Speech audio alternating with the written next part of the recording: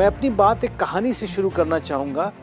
वहाँ पर कुछ लोग खड़े थे, बहुत डरे और घबराए हुए थे। इसमें यहूदा के एक राजा था, सारे आदमी, उनकी पत्नियाँ और उनके बच्चे सब के सब यहोवा के सामने खड़े हुए फूट फूट कर रो रहे थे और खुद को छुड़ाने के लिए प्रार्थना कर रहे थे।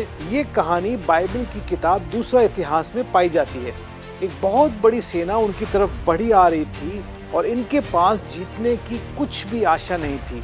तब उन्होंने यहोवा के सामने रोते हुए ये प्रार्थना की, हम इस बहुत बड़ी सेना के सामने कुछ भी नहीं है जो हम पर हमला करने वाले हैं और हमें नहीं पता कि इस मुसीबत की घड़ी में हम क्या करें।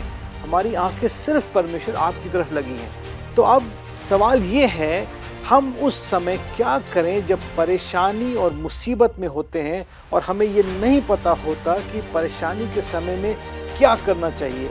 क्या आप पर कभी किसी ऐसे इंसान ने हमला किया है जिससे आप अपने आप को बचाने में सक्षम महसूस नहीं कर रहे थे? ऐसे समय में इंसान का घबरा जाना बहुत आम सी बात है। लेकिन परमेश्वर की आत्मा ने उनसे कहा, तुम इस बड़ी भीड़ से मत डरो, तुम्हारा मन कच्चा ना हो, क्योंकि युद्ध तुम्हारा नहीं है, परमेश्वर का है। तब सारी प्रजा ने यहोवा की आराधना की और राजा ने सारी सेना के सामने सब आदमियों को आज्ञा दी कि यहोवा के लिए स्तुति के गीत गाए जाएं, भजन गाए जाएं, और जब वो लोग युद्ध के मैदान में जाएं तो यहोवा की महानता की प्रशंसा करते रहें।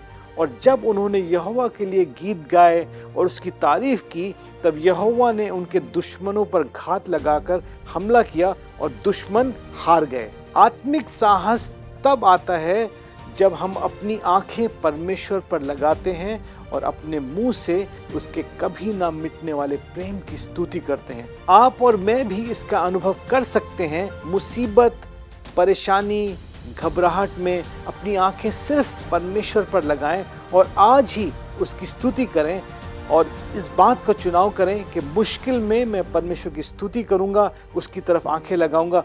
परमेश्वर आपको विजय की भूमि पर रखेगा। परमेश्वर आपको आशीष दे।